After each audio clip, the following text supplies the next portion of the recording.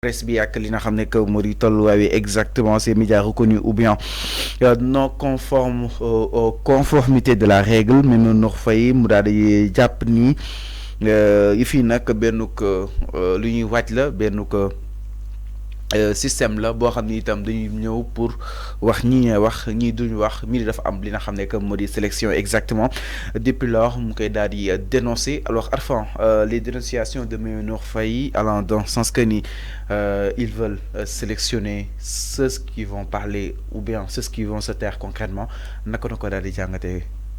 Non man elle a dit ce qu'elle a à dire man jàppoo ma ni que noonu la demee.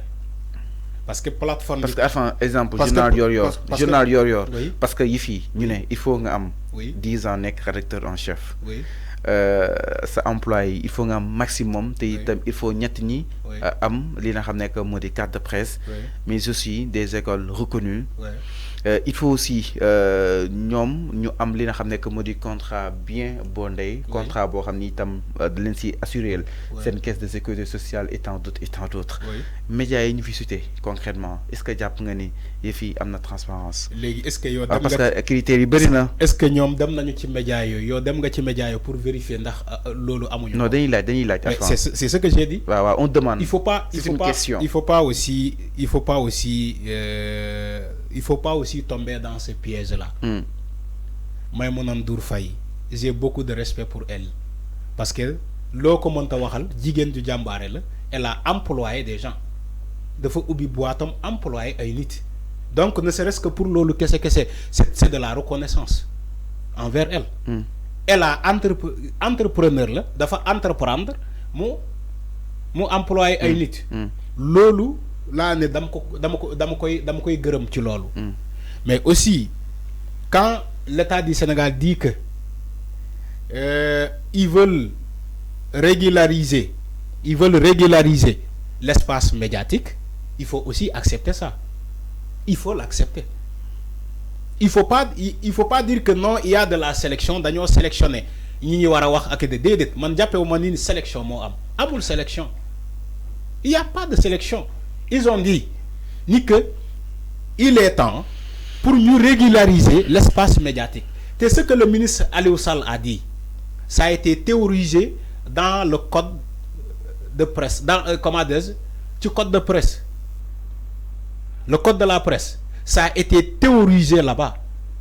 Ni que le ministre bi lu mu wax ni loolu la ñuy jëfee te l'ancien régime de Macky Sall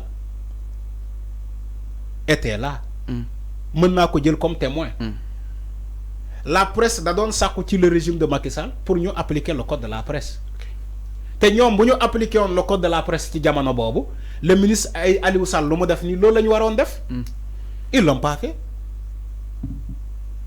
Donc c'est pas une presse de kumba am ndey wala kumba amul ndey wala sélection man mënuma ko wooyee loolu. La plateforme était accessible à tout le monde dañu ne ndiw kaay nga enregistré wu ci plateforme bi bu dee yow da nga am ay yeneen këyit yoo xamante ne ministre bi wala ministère boobu moo ko signé da ngay yóbbu sa këyit yooyu nga ne ministre bi mais attention mais lii man amoon naa këyit parce que je l'ai vu hier elle a publié des factures. Elle a tout publié. Elle a tout publié. Donc on se demande la question. Fa la ñu war a mën a jaar pour invalider cette TV ak Azectou Actu. moo waral ñuy laaj est-ce que Arfan transparence am na si mbir yi. Il faut arrêter avec seen baatu boobu invalider. On a invalidé personne.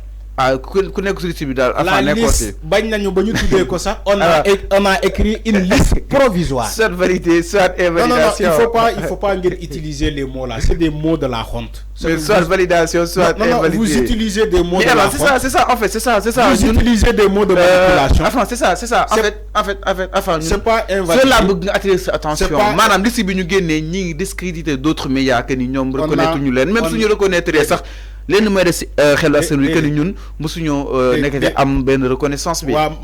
C'est ça que je voulais attirer ton attention. Xam nga ko fa laa bëgg attirer sa attention. ma ñëw. OK. On a discrédité personne. On a invalidé personne. déglu bu baax li may wax. Dama ne des médias qui sont faits enrôler ñooñu dañoo dugg ci plateforme bi bindu remplir les critères ñu publier seen tour provisoirement bañ nañu sax bañu ne une liste provisoire on n'a pas dit une liste définitive xam nga bu ñu waxee liste définitive nga ne non on a invalidé des autres mais on a dit une liste provisoire quand il y a provisoire il y a pas exclu. Il faut qu'il y ait une liste définitive. Les autres qui ne sont pas dans la liste, c'est des exclus. Mais quand on dit une liste provisoire, moi, madame, yo mën nga def recours. Té dañu né délai bi 72 heures la. Dem len ngeen def sen recours. Bu dé ay keuyit mo len manqué, ngeen défarat keuyit yoy, dem dugalat ko. Donc lolu provisoire la, fallo.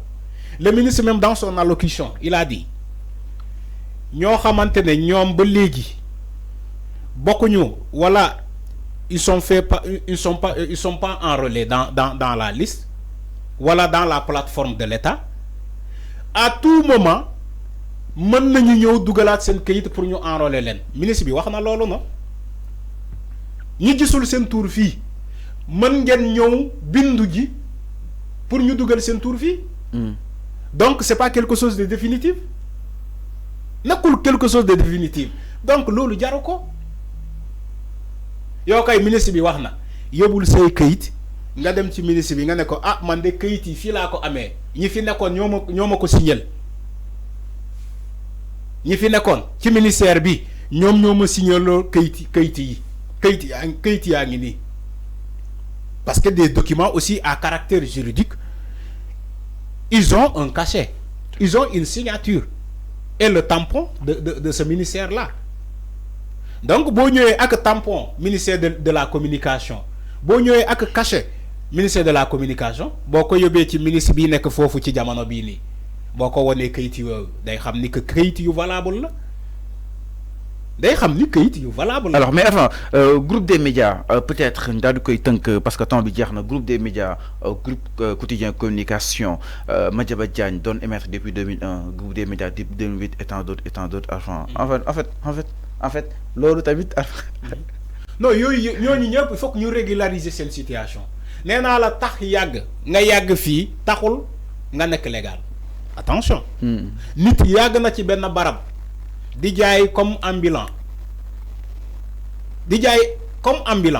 ñu xëy état sommé ko de quitter les lieux pourtant il a fait 10 ans là-bas ba mu jàpp ni que fu muy jaay noonu problème la dafa légal état ñëw ne ko ah yow de sëñ bi dañ lay bind sommation d'ici 2 mois nga quitter parce que barab bii nii bi nga nekk bi ngay jaayee donte def nga fi ay année ay at mais barab bii nii légalul état daf ko soxla da koy récupérer donc l'état du Sénégal a fouté donc l'état du Sénégal a fouté pendant des années pendant 30 ans enfin gis am na loo xam ni mënta jàll si xel argent quand même nag dama lay wax donc pendant 30 ans l'état du Sénégal a fouté pendant 30 ans le régime Abdoulaye Wade a fouté le régime de Macky Sall a fouté et tant d'autres dama lay wax la culture du sénégalais mooy traîner benn lacune di ko répéter à force de répéter da ngay jàpp ni que li ngay def ni légal na alors que légalul c'est ce qu'on fait dans la vie quotidienne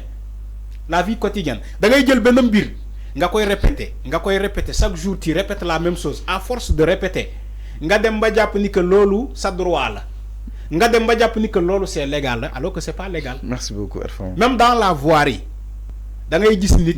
Là on parle. On parle des sociétés pour le comprendre. Là on parle des sociétés qui payent des impôts. Là je ne te parle pas de voirie. Vivre en société c'est comme ça. Non, je ne te parle pas de voirie. Je parle des sociétés. C'est la même chose. qui payent des impôts. C'est la même chose. Qui est encore avec la fiscalité. C'est la même chose. Xanaa déggoo ma. C'est la même chose. Alors merci. Mën ngaa yàgg ci mbir nga jàpp ni que c'est légal parce que ñun suñu culture ñun sénégalais loolu la ñuy bindoo. da ngay répéter benn kii bu jaaduwul di ko répéter chaque jour nga jàpp ni que sa droit la état bu ñëwee pour jëlee fa da ngay taxaw xeex da ngay ne non sama droit la. yàgg naa ko def. depuis Senghor def naa ko depuis Abdou Diouf def naa ko depuis Abdoulaye Wade maa ngi koy def. ba ci Macky Sall maa ngi koy def. donc sama droit la état ne la non yow li nga doon def noonu yëpp. waaw pour man moo la fa bàyyi. mais sama xalaat pour man yaa ngi exercer lu jaaduwul. pour man dafa am paradoxe. groupe des médias ñaata la ko interpellé soit le fisc si jamono yi ki nga xam ne que mu di Macky Sall. Comment ça se fait que ce média n'est pas reconnu. Groupe quotidien ñaata yoon la nga jox ay aide à la presse ñoom ñëpp comment ça se fait que ces médias ne sont pas reconnus. Groupe aussi li nga xam ne que mu di. Toile universel bu muy nu fay ñaata yoon la toog que ni ces comptes ont été gelés. Il y a une nuance. Dafa am nuance. Toi te parle des médias reconnus. L'État te parle, le ministre te parle aujourd'hui de régulariser. Il y a une nuance. Dafa am benn nuance. Donc reconnaître les noms. Ça dit que vous jouez avec des mots. Donc reconnaître vous jouez avec des mots. Il y a des médias reconnus. Et le ministre parle de régulariser le secteur de la presse par rapport et conformément au code de la presse. Tous les médias qui exercent, ils exercent qui leur a maintenu appliqué le code de la presse. C'est ce que le ministre veut appliquer maintenant. Alors, désormais. Merci. Maintenant, s'il faut appliquer le code de la presse, il faut régulariser la situation des médias au Sénégal. Merci Afan. C'est ça la réalité. jaajëfal nañ la bu baax a baax yéen itam di leen di jaajëfal ànd bi saa su nekk ak li nga xam ne que moo di Sénégal